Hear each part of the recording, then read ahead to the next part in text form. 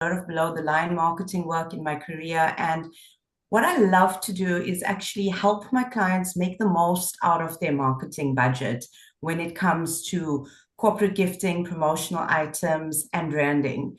I find quite often I go in to see clients and they know they need stuff, they're not sure what they need and how best to use it.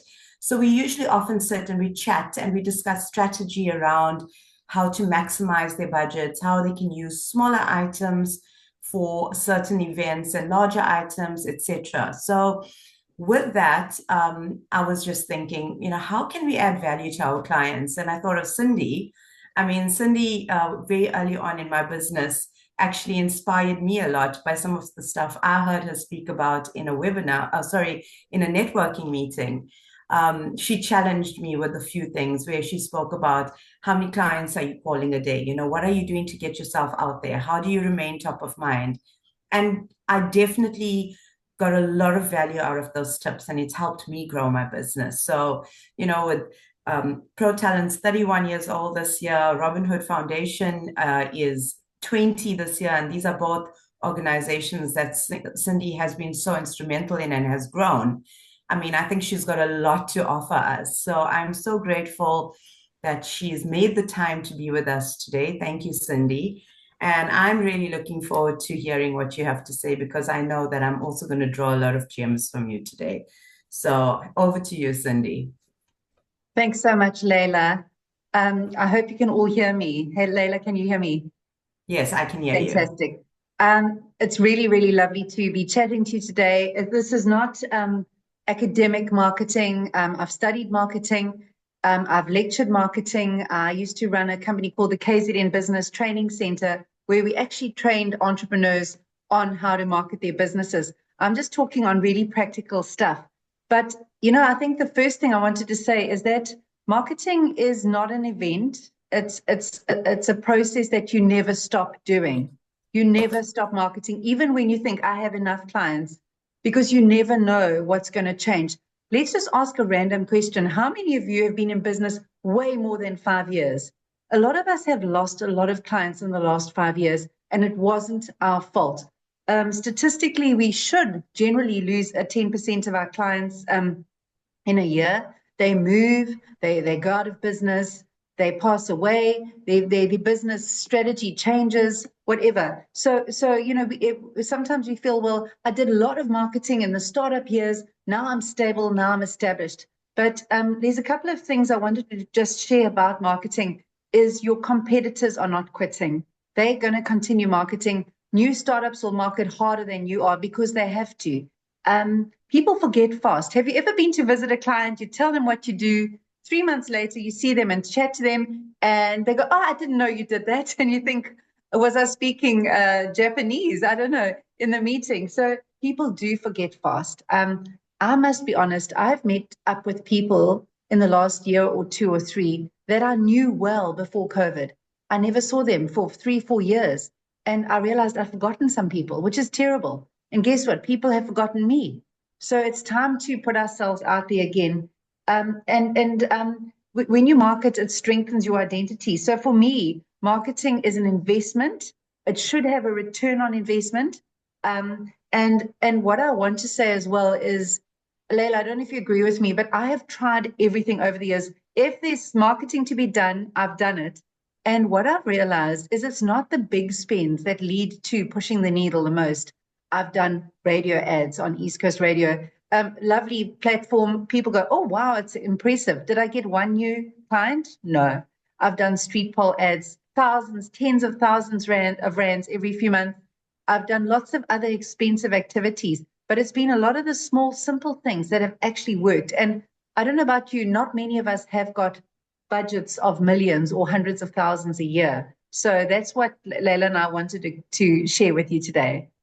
I so agree, Cindy. When I started my business, I didn't have money to full fuel in my car some days, leave alone have a marketing budget. So it was really becoming creative. And you're right. It's sometimes the little things because I think we put so much more thought into those little things, and there's that personal touch. I find, especially after COVID, people want to do business with people and not businesses. So that human part of it, that connection needs to be there. And that's what people are really responding to. Absolutely. And you said, you deal with people. And I think a lot of the times we think marketing is about strategies. And I think a lot of the times it often comes down to one-on-one relationships with decision makers and with people who are potential customers. Absolutely. And not from a perspective of, I want your business, but genuinely building relationships with people. I mean, I've seen it a lot in the networking circles, and there's certain groups that you go to, and all people want to do is stick a business card under your nose. While you have others who'll say, oh, you do this. Let me see, I can connect you to so and so who might be interested. And that's what we actually, that's where we grow and we really develop these relationships. And you mentioned that people forget. I remember going to a client a few times just before COVID, and I thought the meetings went really well. They were very keen to buy from us. They were a big corporate, and I did a few follow-up emails thereafter, and they always said, "Oh, we'll get back to you as soon as we're ready. We'll get back to you as soon as we're ready." And then I thought, I'm not going to nag them. And geez, it was a while after COVID, and I got an unexpected call from a lady from the company, and she says, I have been trying to reach you for months, but I couldn't remember your name. Neither could I remember the name of your company. And thank heavens she found my pen in her drawer that morning. And that's what reminded her. So we don't realize sometimes it's something as little as a pen that actually helps us so much, because we don't think about how many people we meet in a day. I mean, do you remember the name of every person you met yesterday and what they do? We don't, but we think people remember us and know what we do. So it helps to be memorable and to do something that's going to make you stand out in all the right ways. Absolutely. And I love what you said. Memorable is definitely a word we need to write down, and visibility. And I suppose that's where your business comes in with your corporate gifts, which I'm a massive fan on. We'll go into that just now. But Laiela, what I've done is I've done a couple of tips that I wanted to share. These are my top tips. If I was to do a coaching session with a startup business or an entrepreneur who's saying, I've lost momentum, I need more clients, how do I start? My business is not in a good way. So we realize there's not a lot of money to be spent. These are the tips. So number one is get a database. Okay, and I know there's the Poppy Act, and we can't just find every email address on the planet and send it in. But who do you know? Who's in your black book? Who are your clients, your old clients? And on that note, we so often forget the old clients. So who do you know? Who knows you, that if you were to send them an email with information that could possibly help them, permission marketing, that they would like to hear from you.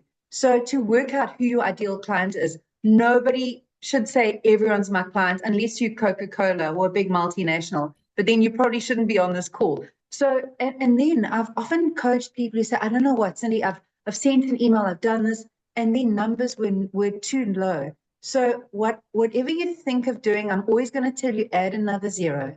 So if you're doing a pamphlet drop at the robots with 100 pamphlets, you're wasting your time. Firstly, I don't think that's a great form of marketing. But if you're going to do a pamphlet drop, do 10,000 or nothing. Go big or go home.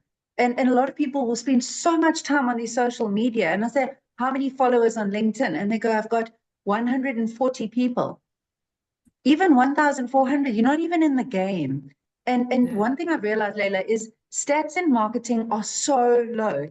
If you send an email, you're lucky if you get a 6% of people opening your emails.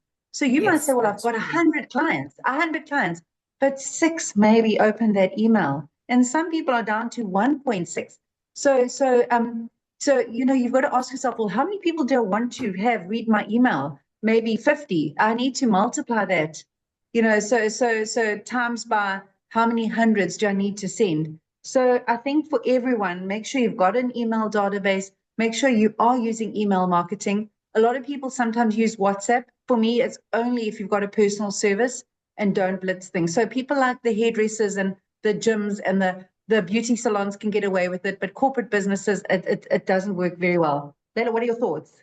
I definitely agree. What I find with we underestimate the emails, and I mean, if any of us have ever purchased online and then start getting reminder emails or adverts coming, for example, I mean, I didn't need a blender, but then I get an email from Yappy Chef and they're showing us this new fancy blender.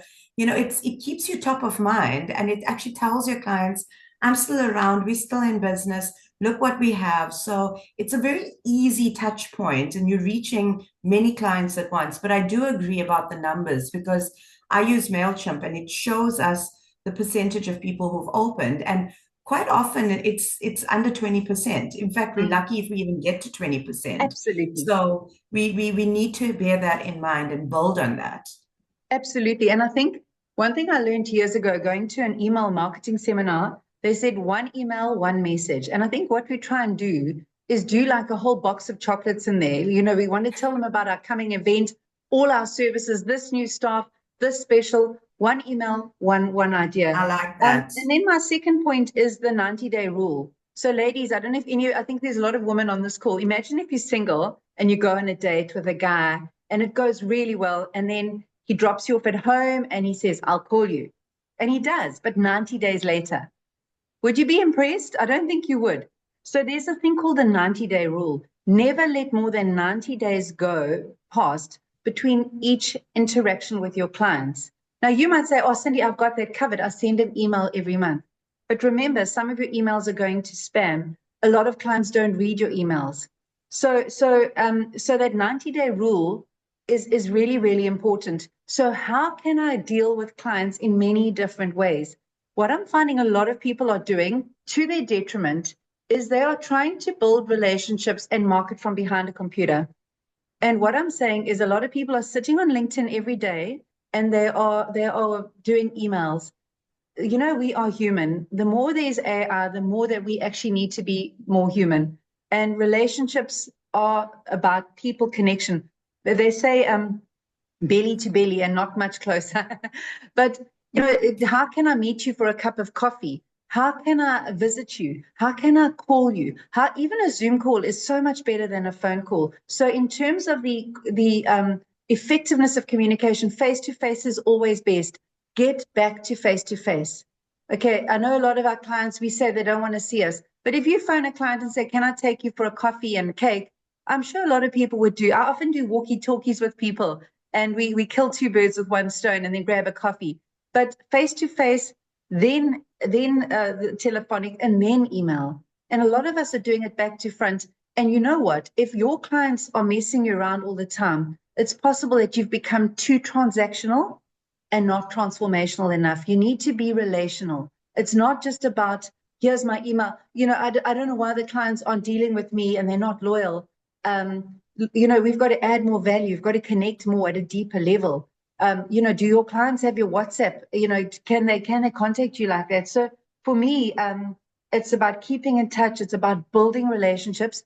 And please don't ever assume your relationship with one person in a company is your company's relationship with theirs. That person leaves and you've lost your relationships. Wow. So one of the tips is to get your clause in a company. So I'll give you an example. So one of my recruiters is dealing with one big FMCG company, but I know them, Rose knows them, the recruiter knows them. We deal with 6 or 7 different managers. They come to lots of events that we do. So we've got lots of threads between us. And on that note, before I hand over back to you, Laiela, I think we use the word relationship with such audacity. You know how a new rep will go and say, I've got such a good relationship with this client, they've been there 3 weeks. And I think you don't have the right to call it a relationship. 16 points of contact makes a relationship. But you know what's happening for many of us? We've been dealing with someone for 2 years. We haven't done 16 points of contact. That's on us as the supplier. So I think it's about how do I concertina those 16 points without spamming and bombarding the person, but to add real value, to build a closeness, a genuine closeness. And, I think on that note, there's a saying, people can always tell the difference between a fake strategy and genuine care. So you suddenly show up and you love bomb someone. I think they can see there's something going on here. But I think it's about genuine connection. And Laiela, I want to use you as an example. I don't know when I first met you, but I remember noticing that you would come to our Robin Hood Foundation events. You were always the first one there, and you were always there to help. And so often people say, oh, I don't know, I don't like to go to networking events. Well, networking is not about just showing up and vomiting on people and telling them what you do. Why not be there early and help? Why not offer to do the pens for the event, like you've just done for 2 or 3 of my events coming up? You've already offered mouse pads and pens and stuff, which is amazing. But what I'm saying is sometimes we wonder why we don't have enough relationships. But what we haven't done is we haven't done that emotional bank account. We haven't invested first. If I want to do business with you, it's like a bank account, that emotional one. I need to make a deposit before I can ask a withdrawal. And I think so often we go, I don't know what, I went to networking, it doesn't work. But what if I went to networking to say, how many people can I help? So if I go to say KZN Women in Business, I have a list there of who I'm going to follow up with, who I can support, who I can buy from in the room on that day. My strategy is not who's going to give me a job spec or who's going to phone me to be a speaker. It's about if I can help enough other people. This is my life philosophy, people.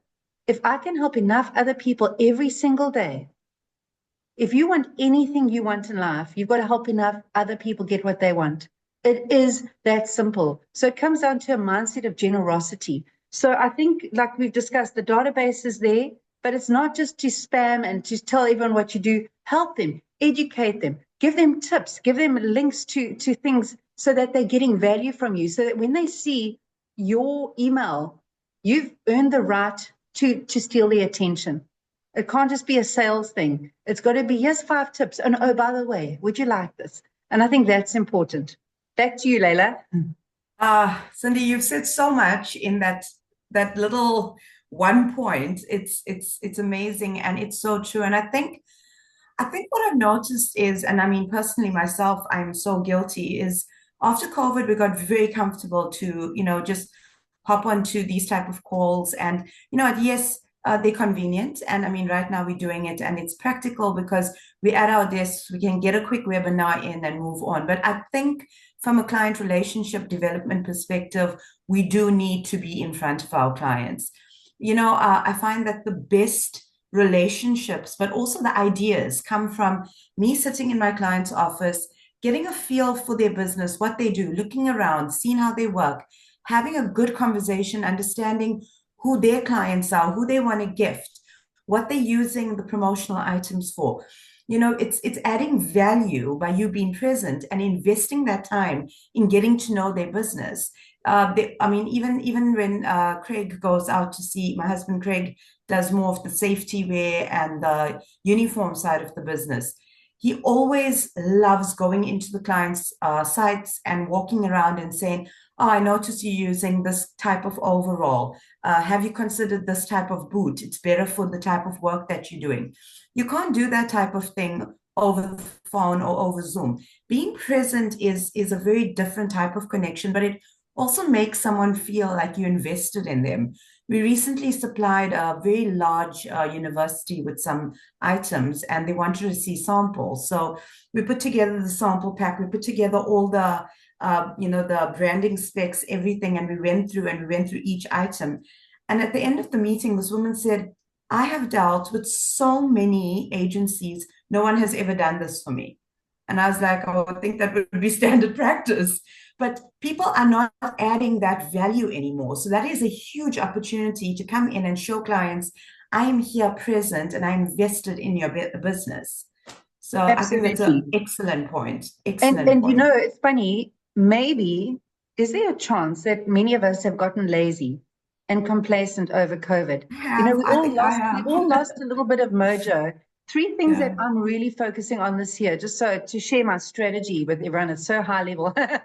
But the one is coffee meetings, one-on-one. Connect, connect, connect. There's so many people I know I would love if I got to know them, but I just don't know them well enough. So coffee meetings, delivery, delivering what we said we were going to do. Delivery is the best strategy. If you have a business where you only have once off clients and they never come back, it's probably that your marketing's good and your service is terrible or your product is Wow. terrible. So delivery is a big one. And then going to old clients. So that's my third point, is knock on old doors.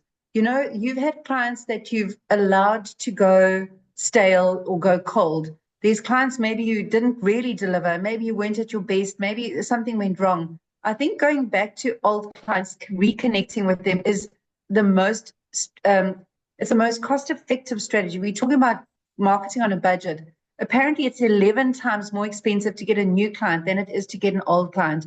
Well, with an old client, you know that they use your product or service. So and it's just a case of rekindling that relationship, going back to them, find out where you can improve. And I think that's a really, really important step is, don't disregard the solid, good clients. You know what we do? We spend 20% of our 80% of our time on the 20% of clients that moan.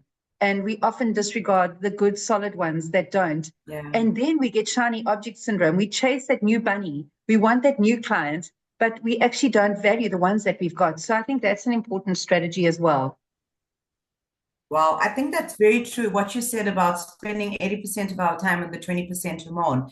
Those people actually suck our time away, Yes. and we're left with no time or energy for the clients that actually deserve the time and attention, and we begin to neglect them. That is something that I definitely picked up in my business. And now when I have a client that's really, we're going back and forth a million times and nothing's good enough. And I just think to myself, I actually learned this from Claire, and I see Claire's on the call. She would say to me, what are you going to do about it? What are you going to do about it? And I had gotten to a point where I realized if I have done my very best, then I'm not the right person for you if you're still not happy. And we need to accept that with certain clients, that we might not be the right fit for them, but there are clients out there that we are the right fit for, that appreciate what we do, that see value in us. Let us rather invest our time and energy in those clients and build that relationship. So I love that point, Cindy. Laiela, you've just reminded me. I know when I started in my business, this was 32 years ago next month. I was so eager to please, and I didn't have a lot of strategy going on. I just wanted the business. Do you know today I'm still paying the price for some of those deals? Negotiated deals with, your old favorites, but they don't make you money. So I would hazard a guess that if I went and looked at your databases, your bottom 10% of your clients need to be fired because they're costing you money. You know those old ones where you did a rate and that was 1999's rate, but you're still charging them that rate now. And I think to have those honest conversations with clients who say we need to increase our rates, or like you've done, Laiela, I don't think I'm your ideal service partner, and you can do it in a nice way that they don't feel that they're being fired. But I think more importantly as well is to identify what is my ideal client. Is it a corporate? I've worked out that most of my clients are companies that have at least 20 staff. So there's a size element to their company. So at least it helps me to go, I don't want to deal with necessarily the mom and pop business because unless they've got 20 staff and more, because that's not really my ideal client. And it's not about being funny. It's just knowing where your target audience is. So I think that's important. But Laiela, I just want to move to point 4, which to me is the kicker. So I'm big on quantity. I'm big on measuring everything. If you can't measure it, you can't manage it. But here is the critical crux of why you don't have enough clients. You need 10 lead sources. You need 10 shop windows that people know about you. I'd love to hear in the chat how people know about you. So I'm going to share Pro Talent with you because this company's been going 32 years. So we attend networking events, number one. So we attend a lot of networking events. We go to KZN Women in Business, KI, and many others, and we host our own events. So we'll host our own events several times a year. We connect with our clients. Multiplication, one to many. We'll have 100 people in the room. We connect with them, hopefully add tremendous value. We do webinars regularly, not to sell. I'm never selling anything to you. I'm not here to sell you anything. I'm here giving of myself, hoping I can add value to you. If I do, then I've earned the right to hopefully sell to you in the future, or you might want to refer me, which is wonderful. Number 3, a website. But is your website updated, and is it adding value? Does it tell people what you do, and is it relevant? Then number 5 is the social media network. So I work LinkedIn. That saying, I work harder than an ugly stripper. Well, LinkedIn, we work harder than ugly strippers because LinkedIn is where recruitment lives and dies. So LinkedIn is a huge one. And I think we've got Haley from one of the other agencies on the call. Haley, I'm sure you'll work with LinkedIn a lot. And it's a huge tool to market to candidates and to clients. Facebook, we use Facebook a lot. I love Facebook. And I think it's like it's an age thing. I think if you're over 40, you love Facebook, and if you're under 40, you hate it. Instagram, we True don't do story. TikTok. So now that's 7 different lead sources. What else do we do? So then you've got to start saying, well, I'm a motivational speaker and I do about 48 to 70 talks a year. So I talk at many, many events. Oh, I'm also involved in the Robin Hood Foundation, which also is another form of network that I'm involved in. I do 48 projects a year. So I'm getting out 48 times to other people wearing maybe both hats. I also do a lot of writing. So I write a lot of blog articles. So can you see those 10 lead sources? And there's loads of other things we do. We do a lot of drop-offs. We visit, can I just share a few things? We telesell. My staff have a weekly checklist that they have to fill in, and we monitor them on their points. So marketing isn't just marketing and the pretty things, because that's what a lot of people want to do. They just want to do the marketing behind the scenes and they don't want to sell. To me, if you're in small business, they go hand in hand. You've got to be picking up the phone. So my staff are measured on their sales calls. They're measured on the drop-off visits and the online visits. So we know exactly how many were done every single week. So I think for me, if you can look at those 10 lead sources and say, what am I doing? Or what can I pick up that I haven't been doing enough of? And maybe you've allowed one or two to be dormant. So Laiela, back at you. I don't know what your thoughts are on that. I'm absolutely loving this, Cindy, because it's stuff that doesn't cost a lot of money. Yeah. We're talking about marketing on a budget, and you've just given us a whole myriad of options and ideas that just requires us to show up. And it's a lot of the time we don't realize that we are our business. We are the people that just need to be out there, need to be present, need to be communicating. So all these various channels, and I had such a chuckle when you said Facebook is for old people, because true story, my nephew says to me, did you see what I posted? I said, I'm on Facebook, and you posted on Facebook too.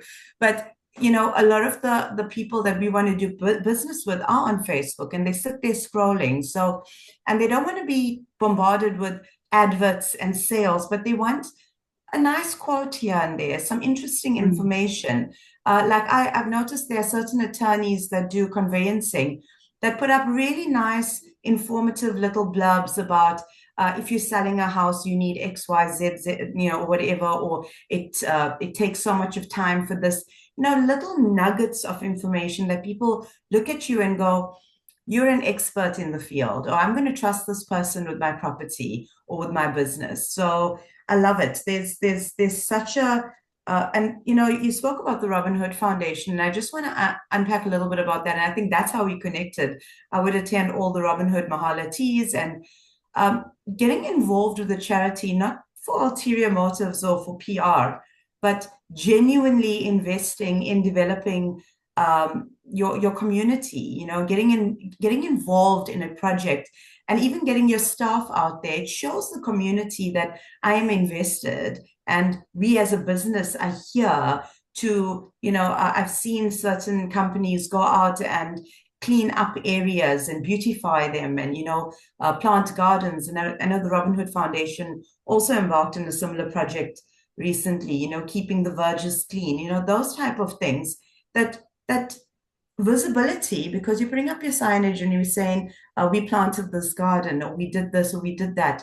But from a genuine perspective, and it endears people to your business, but you also feel, and your staff also feel like they are invested and they are making a difference. So yeah, I think these are great.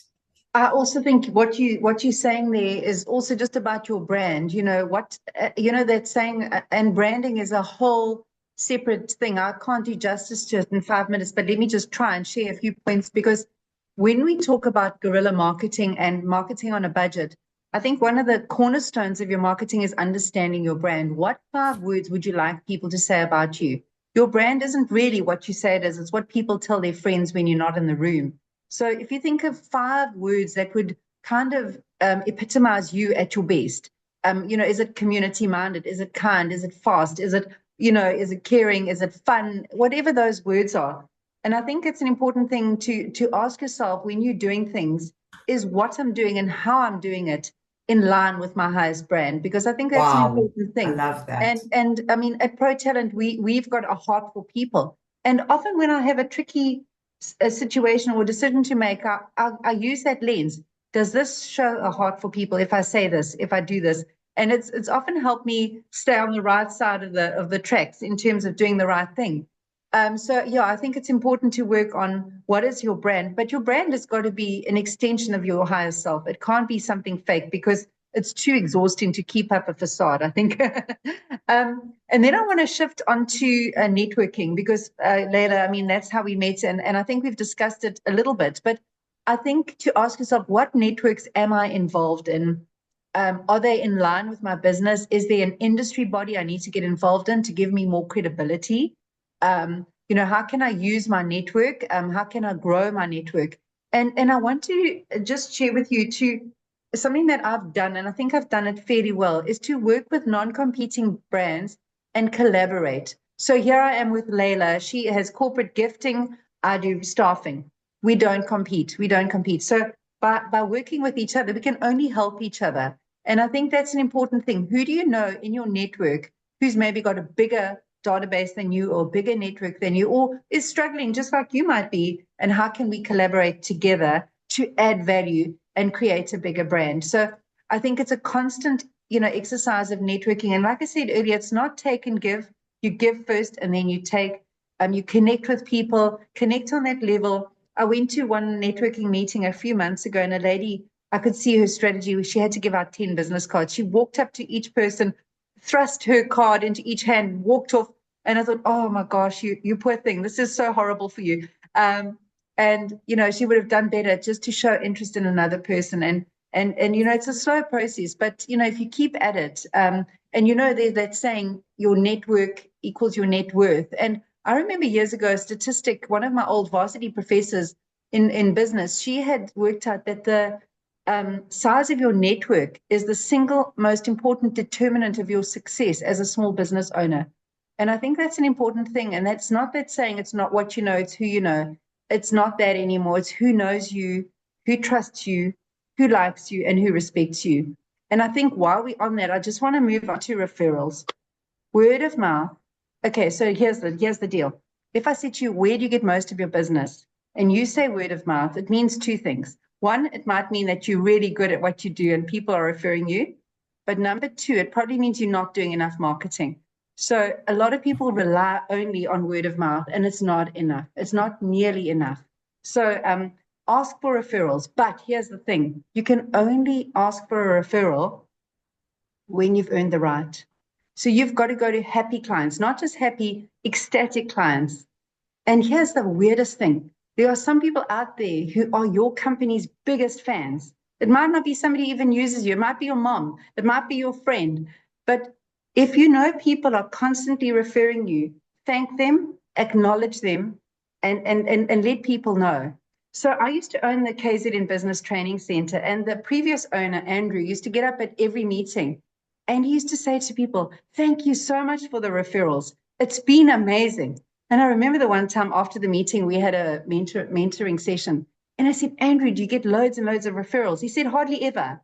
He said, I'm just reminding them to refer me. And I thought that was quite a good strategy. Back to you, Laiela. Cindy, you are 100% correct. And, not only is this how we met, but this is how I grew my business from literally nothing. And, what amazed me though was I would attend these networking meetings week after week, and it's time, it's effort. You need to be present. It's a lot of work. You go back with a list of people you've met. You connect with them. You follow up. You try and connect them to others. It's a lot of investment in terms of developing those relationships. And I remember somebody once said to me, oh, do you ever get business from these people? I mean, I had attended one, and it wasn't, large businesses. It was a lot more services and that type of thing. But there were some really genuinely lovely people there. And I'm now friends with some of those people. And I said to this person, I said, oh, you know what? They might not be my client or my potential client, but they are such amazing people to know, and they refer me. And so you spoke about both of those things, referrals. And I'll tell you, I actually have a client that is my client now for 7 years, one of the very, very first clients that I ever got. And how I got that client was she had asked on Facebook, she's looking for a corporate branding company. And I saw on Facebook a notification that I was tagged in a post, and there were a few people that I had connected with in networking that actually referred me. And I was like, wow, that's amazing. But there were hundreds of others that were tagged on there. But then I took it a step further and I said, you know what? Here's an opportunity. I stalked her profile and I pitched up at her office with samples. And she's been my client ever since then. So, we need to realize that those people we meet in networking are the people that we are meant to develop relationships with. And those are the people that help grow our business from a perspective of, I know Cindy, she's an amazing person, but I also know that she loves what she does. She's very good at what she does. And if I have somebody that's looking to recruit, I will always refer her first because I know her personally, but I also know the quality of service that she offers her client. So therein lies, I mean, you've got hundreds of sales reps walking around actually sharing your business information with others. Absolutely. But I think what you said there is, you also did some work, you followed up. And I just want to say a few things that I've noticed. So I've been accused of making up statistics. And I think I don't know anymore what I've made up and what's real. So I have this one stat, and I can't tell you if it's a lie or if it's real, but this is it. 5% of what is promised at a networking event actually happens. So be that person who surprises everyone. You know that thing of, oh, we must do coffee, and then we never do. I'm going to send you a quote, and you never do. I'll follow up next week, and you never do. So I think be the queen or king of follow up. I think that's an important thing. Another thing I wanted to just share is, it's funny, I was talking to somebody yesterday asking them what they do, and I got bored and then they looked at me and they said, I don't think I know what I do.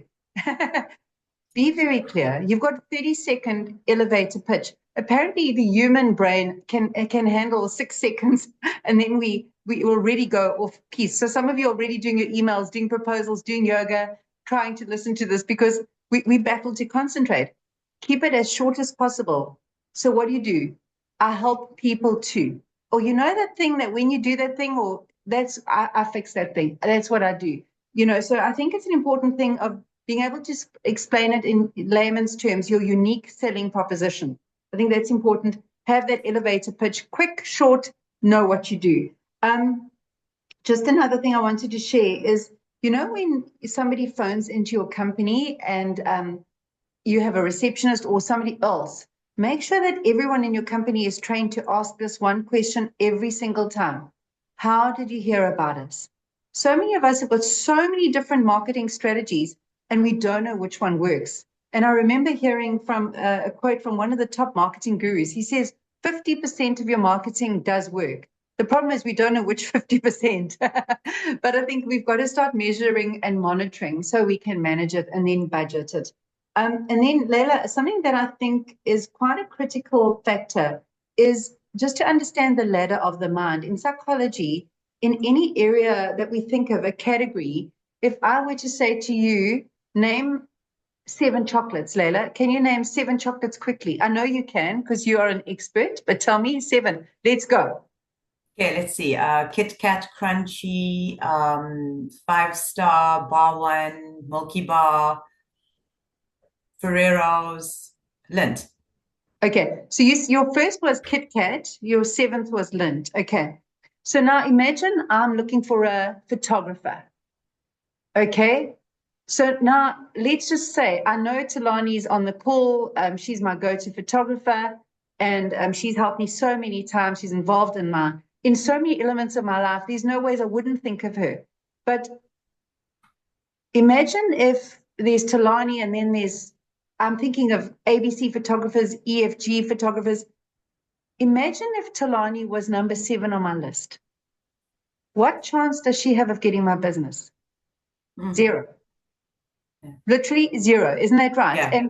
And so what I think our job when we are marketing our businesses is to climb that ladder in the mind of our ideal customers. The problem is it's like snakes and ladders. Sometimes you might be number 1, but then you fall off the wagon a bit. You don't. It's over Christmas, November, December, January. You're busy holidaying. You focus, or you're busy. So now Yeah. there's this major conundrum when we're business owners, because you're either busy doing the work, or what happens is we live very schizophrenic existences, because when it's busy, you stop your marketing and you do the work, but then the work dries up and then you start the marketing, and it becomes the seesaw. So marketing's got to be consistent all the way through. So in the ladder of the mind, what happens is now a new competitor springs up and they start courting your customer. The Lint decides they want to be the Kit Kat in your mind. And Kit Kat's sitting there very complacent, going, I got it. Laiela loves me. I've been her favorite forever. But Lynn starts suddenly doing Valentine's things for you and Mother's Day and Easter specials. And all of a sudden, before you know it, Lint is number 2 or number 1, and Kit Kat's suddenly number 4. And we wonder, why are there no loyal clients? And it's because we didn't necessarily do the work, or somebody's doing a better job, or maybe somebody's got a better product or service. So that ladder of the mind is so important, and to understand. And this is something that's really resonated with me in the last couple of months, is that there are so many people out there, new entrants in the market, so many other players who've got bigger budgets, who you are fighting against. And when I say fighting, it's not a war, but it is definitely something to consider.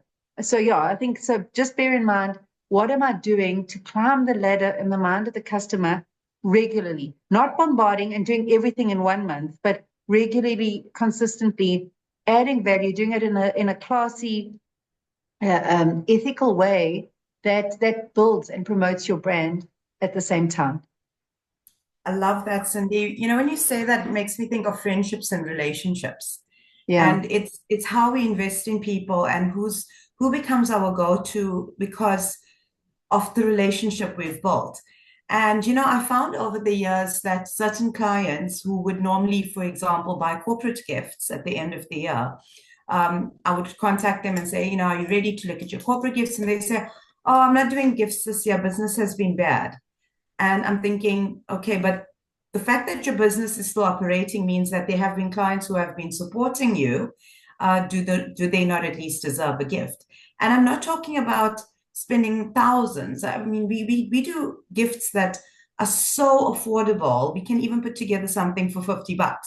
So if that client doesn't feel valued, and there comes another supplier and starts giving them the attention, giving them the time, dropping off, even if it's a little chocolate on their desk, they feel valued.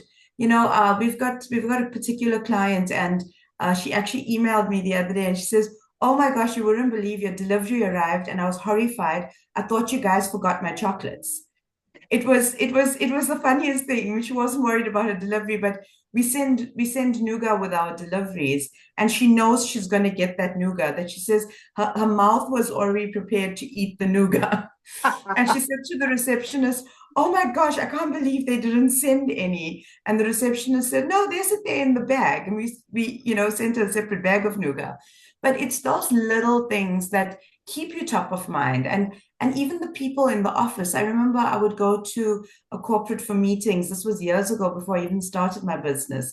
But when I'd arrive with a tray of cupcakes or, just something, but always something they could share with their colleagues. And, I had a few of them that would say to me, "Oh, people knew you were here because of the cupcakes."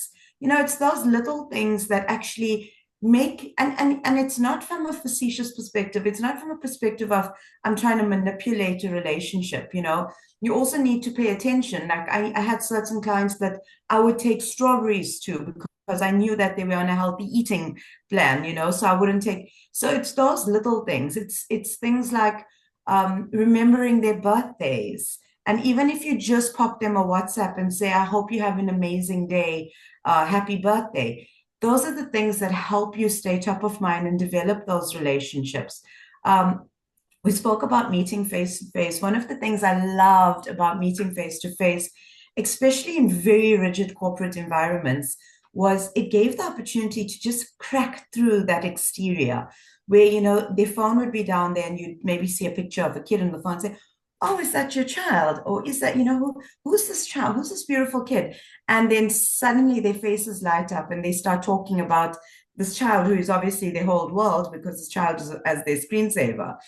And then you learn a little bit more about them, and then you connect with them on a personal perspective, not intrusively, but subtly. Oh, oh, I heard the school was did really well for hockey, and I know your child plays hockey there, where they're on the team, or just little details make such a big difference.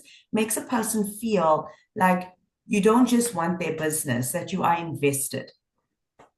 I love that. And it makes me think, when I started in business, it was literally in the Rundapest. It was so long ago that I've even forgotten it. But you know how we were taught business English here with attached for your perusal. Please find, four CVs. And I think everything's changed. And I think like what you're saying, it's being human, it's being personal.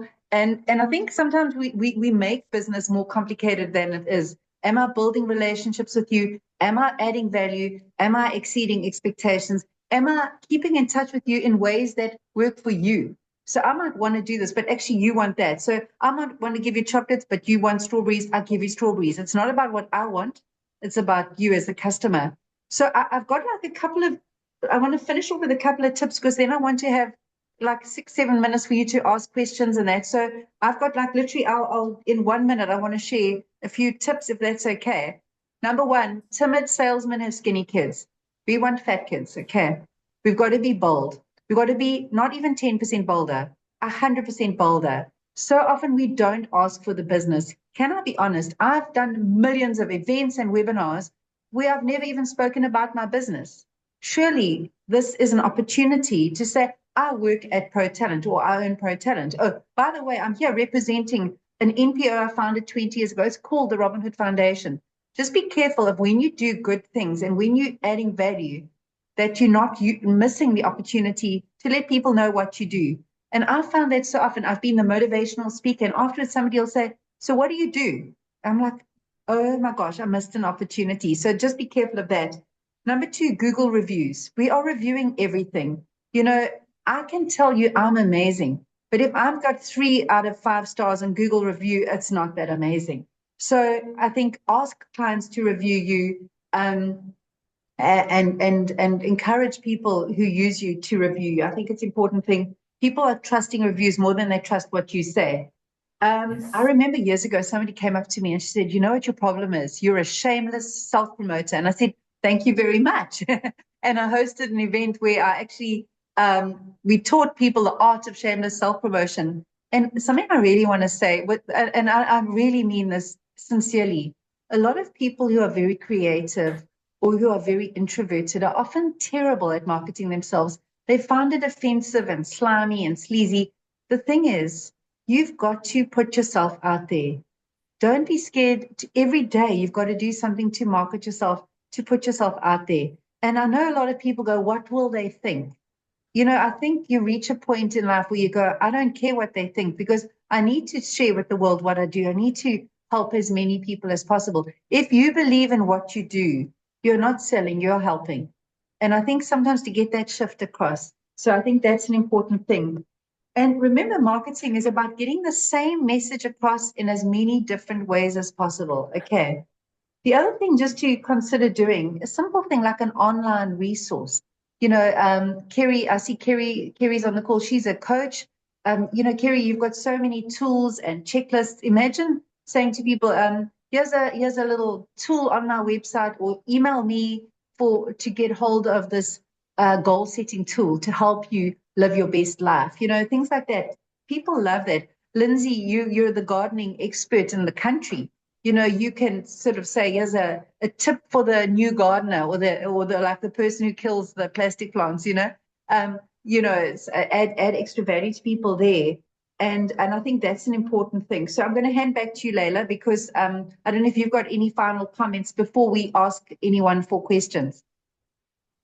I think what you just said, if you believe in what you do, you're not selling but helping. That just stood out for me. I've realized in my business that the reason my business is successful is because I don't do what I do because I need to make, we all need to make money. But I chose this business because I love it. I thoroughly enjoy it, but I also see the value in it. I understand why it's important to use corporate gifts. I see how it can build people's businesses. and I am invested in helping my clients to actually use their marketing budgets effectively.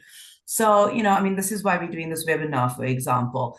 Another one that I'm looking forward to doing soon, so keep an eye out for that, is understanding branding, because a lot of times people will put a full color logo on a pin, and the branding on the logo actually costs more than the pin itself, and nobody tells them that. They could have gotten 200 pins instead of 100, little things, tips. I love what I do, and I love delivering something to my clients and getting feedback that, oh, I had this event and everybody absolutely loved their gifts. Or like we just did those personalized cups for you, Cindy, and your staff, with their names on it. It's those little things that when you are passionate, I know you're passionate about recruitment and about each person that you place. It's no longer feels like work. And when you love what you do, and I think Claire talks about this, you're in flow, so you wake up every morning excited and ready to go.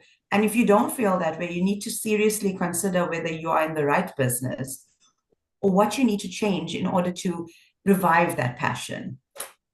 Absolutely. And I think while you're speaking, I think I think we're going a little deeper now, not to business strategies, but I remember Max Moyo said is when you work, he's a leadership guru. He said, when you work, you become yourself. And using your top strength. So Laiela, one of your giftings in life is you are a gift giver. It's so funny that you just happen to have a corporate gift company, but you always come with a gift. It's like if Laiela arrives empty-handed, something's not right.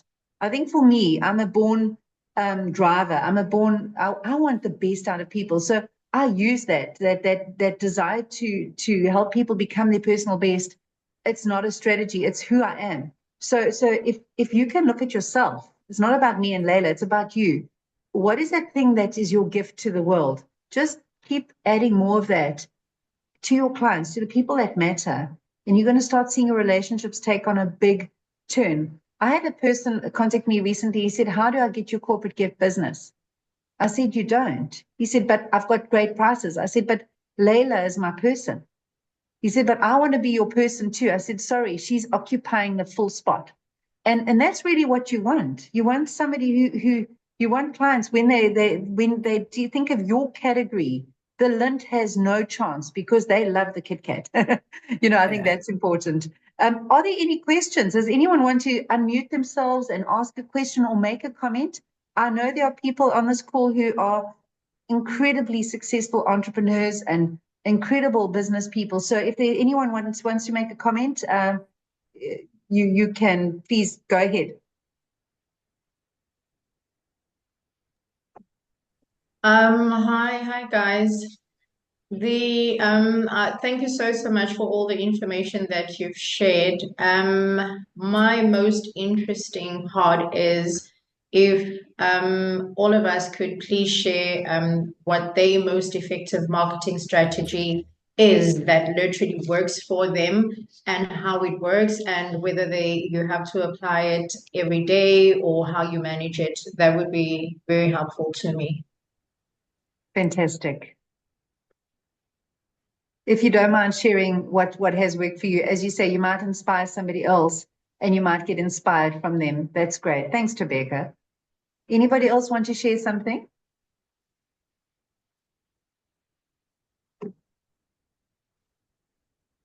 Talani says we all want to stay Kit Kats. Absolutely.